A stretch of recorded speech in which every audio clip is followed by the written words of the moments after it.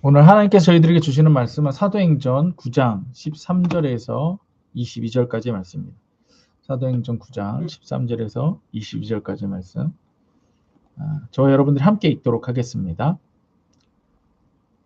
아나니아가 대답하되 주여 이 사람에 대하여 내가 여러 사람에게 들었사온즉 그가 예루살렘에서 주의 성도에게 적지 않은 해를 끼쳤다 하더니 여기서도 주의 이름을 부르는 모든 사람을 결박할 권한을 대제사장들에게 받았나이다 하거늘 주께서 이르시되 가라 이 사람은 내 이름을 이방인들과 임금들과 이스라엘 자손들에게 전하기 위하여 택한 나의 그릇이라.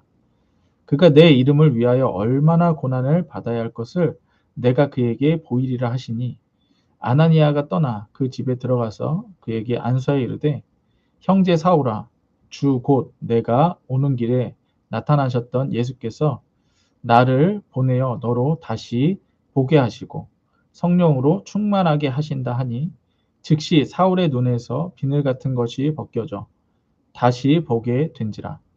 일어나 세례를 받고 음식을 먹음에 강건하여지니라. 사울이 다메섹에 있는 제자들과 함께 며칠 있을 때 즉시로 각 회당에서 예수가 하나님의 아들이심을 전파하니 듣는 사람이 다 놀라 말하되 이 사람이 예루살렘에서 이 이름을 부르는 사람을 멸하려던 자가 아니냐. 여기 온 것도 그들을 결박하여 대제사장들에게 끌어가고자 함이 아니냐 하더라. 사울은 힘을 더 얻어 예수를 그리스도라 증언하며 다메섹에 사는 유대인들을 당혹하게 하니라. 아멘. 오늘 말씀의 제목은 소명과 사명에 반응하라. 소명과 사명에 반응하라 라는 제목으로 말씀을 전하도록 하겠습니다. 하나님은 하나님의 사람들을 부르십니다. 그리고 그 하나님의 사람들에게 하나님의 일을 맡기십니다. 그래서 성경에 나오는 하나님의 사람들을 보면 바로 이 특징들이 있어요. 먼저는 부르시고 그 다음에는 하나님의 일을 맡기십니다. 우리가 알고 있는 모세는 떨기나무 앞에서 하나님의 부르심을 받습니다. 모세야 모세야 그랬더니 모세가 나왔어요. 그리고 나서 모세가 하나님의 일을 맡습니다. 이스라엘 백성들을 인도하여 내라, 구원하여 내라 라고 하는 그러한 하나님의 일을 받게 됩니다. 베드로도 그렇죠. 베드로도 물고기를 잡는 어부의 삶을 살고 있을 때 하나님께서 베드로를 부르십니다. 예수님께서 베드로를 부르십니다. 그리고 나서 이제 네가 더 이상은 물고기를 낚는 어부가 아니라 사람 낚는 어부가 될 것이다. 이렇게 하나님의 일을 맡겨주십니다. 오늘 말씀에서 나오는 이 사도 바울도 역시 다메섹 도상에서 예수님을 만납니다. 부르심을 받아서 만나고요. 두 번째로는 예수 이름을 위하여 고난을 받는 일들, 예수 이름을 전하는 일들을 받게 됩니다. 이처럼 하나님은 하나님의 사람을 먼저는 부르시고 하나님의 일을 맡기십니다. 그래서 이 하나님의 부르심을 소명이라고 합니다. 그리고 하나님의 일을 맡아서 하는 그것을 사명이라고 합니다. 다시 한번요. 하나님께서 불러주신 것, 이걸 소명이라고 그래요. 그리고 하나님의 일을 맡아서 해나가는 것을 사명이라고 합니다. 그러니까 하나님은 하나님의 사람들을 부르시고 제마나 하고 부르시고 내가 너에게 예수 이름으로 가정을 회복하여 교회를 세우는 일을 너에게 맡기겠다. 이게 사명입니다. 하나님께서는 우리 모두에게 이렇게 소명과 사명 두 가지를 다 주십니다. 중요한 것은 우리가 이 소명과 사명에 대해서 반응해야 된다는 얘기예요. 어떻게 반응할 것인가. 오늘 말씀에 나오는 사도 바울 같은 경우에는 예수님을 죽이려고 하던 사람이었어요. 예수 믿는 자들을 싹 다 죽이려고 하던 사람이었어요. 근데 예수님을 만나는 소명 그리고 예수님의 사명을 받고 나서는 예수님을 위해 죽는 사람으로 바뀌어버립니다. 그래서 사도행전 20장 가면 사도 바울이 이렇게 고백을 해요. 내가 달려갈 길과 주 예수께 받은 사명, 곧 하나님의 은혜의 복음을 증거하는 일을 마치려 하면은 나의 생명조차 조금도 귀한 것으로 여기지 아니하노라. 그러니까 사도 바울이 하나님의 사명을 받고 나서 완전히 바뀌어버렸습니다. 그 삶이 완전히 바뀌어버렸어요. 아까도 말씀드린 대로 예수님을 죽이려던 자에서 예수님을 위해 죽으려고 하는 사람으로 바뀌어버립니다. 이와 같이 하나님께서는 우리들에게 계속해서 소명과 사명을 주십니다. 중요한 것은 우리들의 반응이 어떠냐라고 하는 거예요. 이 소명과 사명에 대해서 복음주의 학자들이 이야기했던 것들이 있어요. 제가 이거 자료를 수집하면서 여기서 고를까 하다가 이 너무 은혜가 된다. 그래서 여러분들에게 한번 나누려고 합니다. 이 소명과 사명에 대해서 유명한 신학자들은 이렇게 얘기합니다. 소명은 우리가 무엇을 하는가 보다 누구에게 속해 있는가에 관한 것이다. 이렇게 말을 했어요. 이게 오스긴이라고 하는 사람이 이렇게 했는데 무슨 얘기냐면 우리가 삶에 있어서 직업보다 하나님과의 관계가 먼저이고 하나님한테 속하는 것이 먼저이다. 내가 누구에게 속했느냐. 이것이 먼저이다라는 거예요. 존 스토트라고 하는 사람이 이렇게 얘기했어요. 하나님은 우리를 자신에게 부르시고 다시 세상으로 보내신다. 그러니까 하나님께서는 부르신 다음에 다시 세상으로 하나님의 일을 위해 보내신다라는 거예요. 토저라고 하는 사람은 또 이렇게 얘기했습니다. 하나님은 능력 있는 사람을 부르시는 것이 아니라 부르신 사람을 능력 있게 하신다. 우리 항상 이러잖아요. 나는 능력이 없어서 난 믿음이 없어서 하나님의 일을 못해요. 이렇게 얘기하잖아요. 근데 하나님은 어떻다? 능력 있는 사람을 갖다 쓰시는 게 아니라 부르신 사람을 능력 있게 하신다. 소명의 기준은 능력이 아니라 순종이 있다라는 거예요. 허든슨 테일러라고 하는 사람이 이렇게 얘기했습니다. 하나님의 일을 하나님의 방법으로 하면 하나님께서는 부족하지 않게 모두 공급하신다. 여러분들 우리 지금 예수가정교회 선교하는데 그래도 적지 않게 돈이 들어가는 거 아시죠? 근데도 우리 교회가 지금 다 감당하고 있는 거 아시죠? 왜 그럴까요? 하나님이 공급하시는 거예요. 하나님의 일을 하나님의 방법대로 하면 하나님께서 다 공급하신다는 거예요. 윌리엄 캐리라고 하는 사람이 이렇게 얘기했어요. 하나님께 큰 것을 기대하라. 하나님을 위해 큰 일을 시도하라. 이게 선교 사명에 있어서 대표적인 명언이라고 말합니다. 짐 엘리엇이라고 하는 사람이 이렇게 얘기했어요. 영원한 것을 얻기 위해 영원하지 않은 것을 버리는 사람은 결코 어리석지 않다. 뭐겠어요? 영원한 게 뭐겠어요? 우리 영원한 구원이겠죠. 천국이겠죠. 구원을 위해, 천국을 위해 영원하지 않은 것을 포기하는 건 뭐겠어요? 이 땅에서의 삶이죠. 이걸 포기하는 사람은 목숨 걸고 사도 바울과 같이 이렇게 하나님의 일을 하는 사람은 영원한 것을 얻게 된다. 그 얘기를 하는 것입니다. 데이비드 리빙스턴은 이렇게 얘기했습니다. 하나님과 함께 있다면 나는 결코 희생했다고 말할 수 없다. 이게 평생을 아프리카에서 선교한 사람이거든요. 리빙스턴은.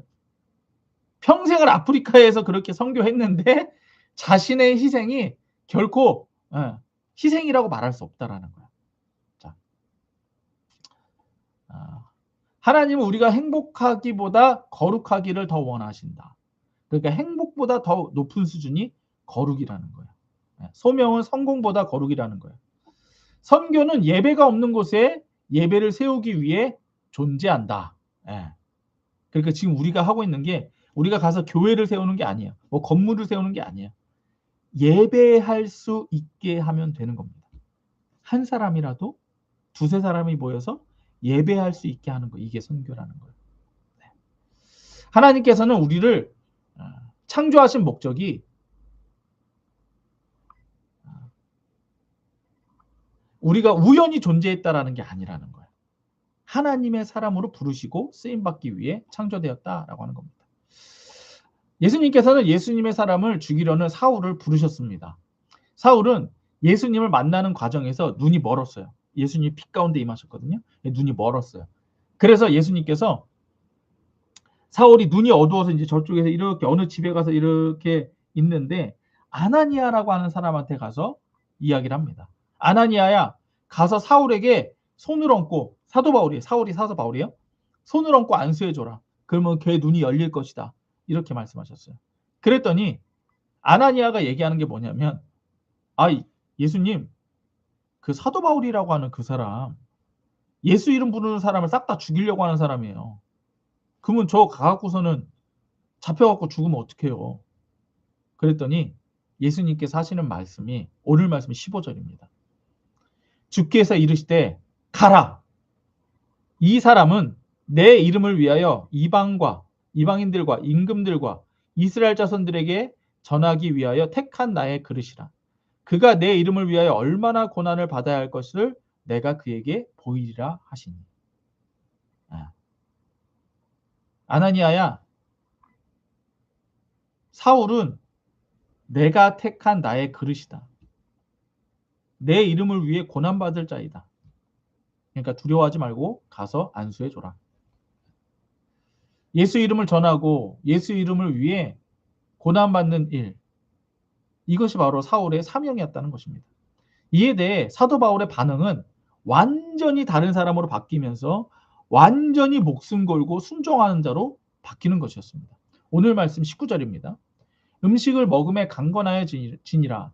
사울이 다메섹에 있는 제자들과 함께 며칠 있을새 즉시로 각 회당에서 예수가 하나님의 아들이심을 전파하니 듣는 사람이 다 놀라 말하되 이 사람이 예루살렘에서 이 이름을 부르는 사람을 멸하려던 자가 아니냐.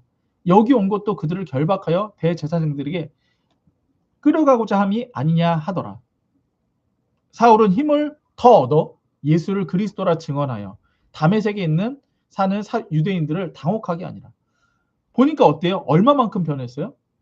먼저 21절 듣는 사람이 다 놀랐어요. 왜 놀랐어요?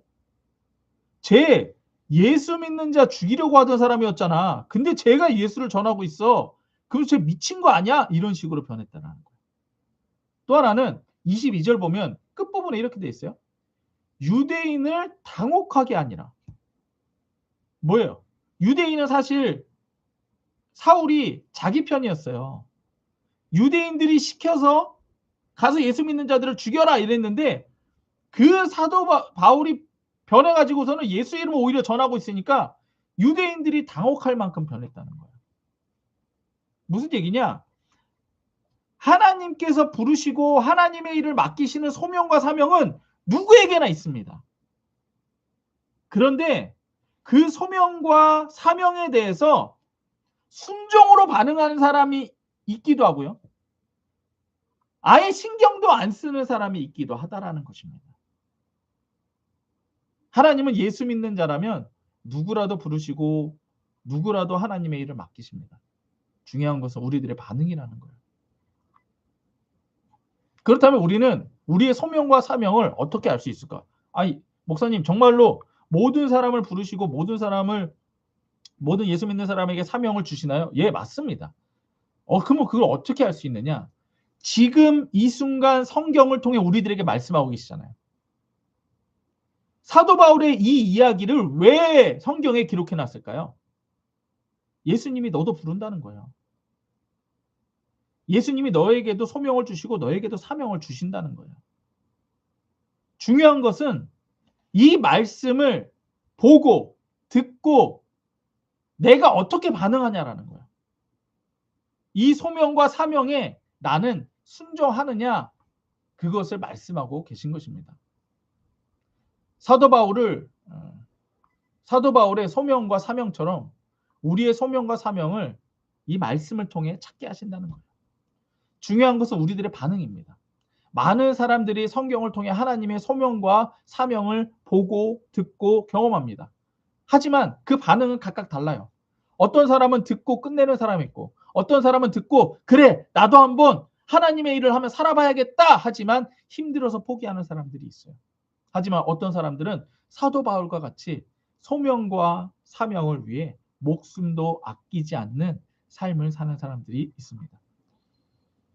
아까도 말씀드렸던 것처럼 사도 바울이 이렇게 고백합니다.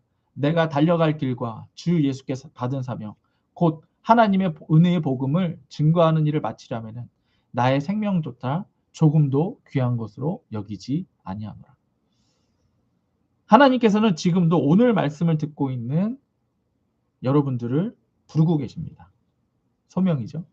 그리고 여러분들에게 여러분들의 삶에서 하나님의 일을 하라고 하나님의 일을 맡기셨습니다. 사명이죠. 이제 하나만 남았죠. 여러분들의 반응입니다. 여러분들은 어떻게 반응하시겠습니까? 그러면 저도 목사가 되라는 뜻인가요? 저도 선교사가 되라는 뜻인가요? 아니요. 지금 여러분들에게 주셨던 그 자리에서 사명을 감당하시면 돼요. 저는 목사이기도 하지만 저는 아빠이기도 해요. 어머니의 아들이기도 해요. 저희 누님의 동생이기도 합니다. 아버지로서의 사명을 감당하셔야 되고 아들로서의 사명을 감당하셔야 되고 동생으로서의 사명을 내가 감당할 수 있어야 되는 겁니다. 물론 목사로서의 사명도 감당하는 거죠. 남편으로서의 사명도 감당하는 겁니다. 여러분들에게 주신 사명도 있어요. 어머니로서, 할머니로서, 아내로서, 딸로서 나에게 주신 사명을 감당하라는 거예요. 예수를 전하는 사명을 감당하시라는 것입니다. 여기에 순종하십시오. 아까 좀 전에 예배 시작하기 전에 여러분들에게 사명을 하나씩 드렸어요. 무슨 사명 드렸어요? 예수 안 믿는 분들한테 목사님 말씀에 그냥 아멘 아멘만 하세요. 요 말만 전하라고. 그럼 제가 가서 잘 구슬 테니까 기도하고 제가 어쩌고 해갖고 잘 구슬러서 세례 드릴 테니까 그 사명만, 요것도 사명 감당하는 거예요. 그리고 자꾸 옆에 있는 주위에 있는 사람들한테 힘들고 어려워도 자꾸 예수님의 마음으로 자꾸 받아주고 들어주고 기도해주고, 이게 여러분들이 작게나마 사명을 감당하는 거예요. 그러면 큰 일이 벌어집니다. 한 영혼이 예수님께로 돌아오는 큰 일이 벌어집니다. 이게 하나님의 큰 일을 감당하시는 겁니다. 이게 참 제가 우리 성도님들 참 존경하는 게 뭐냐면, 지금 다들 연세가 집에서 쉬고 계실 연세시잖아요. 근데 다들 막 지금 또 일하러 가시고, 우리 임정영 목사님은 힘들어서 잠깐 쉬시는 거지만 언제나 일하고 계시잖아요. 네. 대단하신 거예요. 중요한 거는 자기 일만 하지 말고 하나님의 일을 하셔라. 하나님의 일을 하셔라. 누구를 만나든 예수님의 마음으로 전하시고 그렇게 사명을 감당하시기 바랍니다. 이야기 한번 하나 해드리고 끝낼게요. 황재환 목사가 어떻게 부르심을 받았는지 이제 그거 하나 말씀드릴게요. 뭐 대단하지 않아요. 다른 분들의 간증처럼 대단하지가 않아요. 제가요, 그 공고 출신이에요. 공고가 뭐냐면 공업고등학교. 그러니까 공부 못하는 애들 가는 학교 있잖아요. 그 학교를 나왔어요. 그리고 나서 대학도 안 갔어요. 대학도 안 가고 노가다 뛰다가 군대 갔어요. 군대 갔다 왔어요. 군대 갔다 와서도 저는 노가다 뛰었어요. 그냥 그렇게 살았다니까요. 지금 제가 교수잖아요. 여러분들. 지금 제가 교수잖아요. 근데 그때는 그렇게 살았어요. 그러다가 제가 어느 날인가 이제 교회도 다니면서 그렇게 청년을 다니다가 정말 어느 날 그냥 샤워하고 있는데 막 샤워하면서 혼자 이렇게 잠깐 생각을 했어요. 내가 그냥 이렇게 노가다나 하면서 그냥 벌어먹고 살아야 되나? 앞으로는 나 이제 뭐하고 살지? 아직 내가 젊은데? 그 생각을 딱 했는데 갑자기 제 마음속에 시편 20편 말씀이 딱 떠오르는 거예요. 그래서 빨리 샤워를 끝내고 성경책을 펴고 시편 20편을 펴봤어요. 그럼 막 오늘 말씀에서처럼 내가 너를 택하였다, 내가 너를 뭐 목사로 부르겠다, 막 이렇게 써 있어야 되잖아요. 아니에요. 별거 없어. 그냥 좀 힘들다, 나를 보호해 주세요, 날 지켜주세요, 뭐 이런 그냥 아무것도 아닌 그냥 뭐 그런 말씀이었어요. 그러니까 지금 보면 그래. 근데 나중에 이제 또 보니까는 예수 이름을 위해 이렇게 부르신 거였는데, 어쨌든 제가 그 말씀을 보고서는 이게 뭐지? 궁금해가지고 제가 신학교를 왜 갔냐면 하나님을 알고 싶어서 신학교를 갔어요. 하나님을 알고 싶어서. 뭐 목사 되겠다 이런 거 없어. 선교사 되겠다 이런 거 없어. 그래가지고서는 낮에는 일하고 밤에는 학교 다닐 수 있는 야간 신학교를 그때 간 거예요. 아. 근데 그때도 뭐 돈이 있나? 근데 이제 교회에서 목사님이 이제 말씀을 듣고 이제 장학금도 해주시기도 하고 또 어찌어찌 다른 데서 막 모아서 이렇게 다니기도 하고. 그래서 그렇게 야간 대학교 다닌 거예요. 어찌어찌 다니다가. 예. 그러다가 이제 제 아내를 만나고 제 아내가 이제 계속 할 수 있게 뒷받침도 해주고 이제 함께 해줬죠. 그러면서 지금 여기까지 온 거예요. 그러니까 뭘 말씀드리고 싶으냐면 오늘 말씀에서처럼 사도 바울과 같이 막 어마어마하게 대단하게 막 빛으로 막 임하셔서 사울아 사울아 이렇게 부르시는 경우도 있는데 저처럼 작게 하나님을 만나고 싶다, 하나님을 알고 싶다라고 하는 마음으로 시작을 해서 예수 이름으로 가정을 회복하여 교회를 세우는 사명, 300개 교회를 세우겠다라고 하는 사명, 이렇게 큰 사명까지도 갖게 해주신다라는 거예요. 여러분들이 지금 삶의 자리에서 하나님이 주시는 그 일을 충실하게 해내십시오. 지금 옆에 있는 사람, 지금 내 옆에 있는 사람에게 예수를 전할 수 있도록 그거부터 시작하십시오. 그러면 하나님이 여러분들을 계속해서 발전시켜서 크게 사용하실 줄로 믿습니다. 분명한 것은 하나님의 사명을 감당하는 자들은 축복받은 자들이라는 거예요. 그래서 그 축복을 누리시기 바랍니다. 예수의 구주. 우리 함께 기도하시겠습니다. 오늘 말씀을 놓고 제가 기도하고 헌금하신 분들을 위해 기도하고 축도로 마치도록 하겠습니다. 하나님 아버지 감사합니다. 예수를 믿고 구원하신 것도 감사한데 저희들을 불러주시고 하나님의 일을 맡겨주시는 소명과 사명도 주셔서 감사합니다. 먼저 저희들의 자리에서 삶의 자리에서 이 소명과 사명을 감당하겠습니다. 순종하겠습니다. 충성하겠습니다. 저희들의 삶을 인도하여 주시옵소서. 하나님께 나아오며 주일헌금으로 감사헌금으로 11조헌금으로 드리는 자들이 있습니다. 하나님께서 이들 한 사람 한 사람의 이름을 기억하여 주시옵시고 이들이 필요한 모든 것들을 채워주시며 하늘의 복을 여시고 하늘의 복을 이들에게 쏟아부어 주시옵소서. 여호와께서 모세에게 말씀하여 이르시되 아론과 그 아들들에게 말하여 이르기를 너희는 이스라엘 자손을 위하여 이렇게 축복하여 이르되 여호와는 내게 복을 주시고 너를 지키시기를 원하며 여호와는 그 얼굴을 내게 비추사 은혜 베푸시기를 원하며 여호와는 그 얼굴을 내게로 향하여 드사 평강 주시기를 원하노라 할지니라 하라.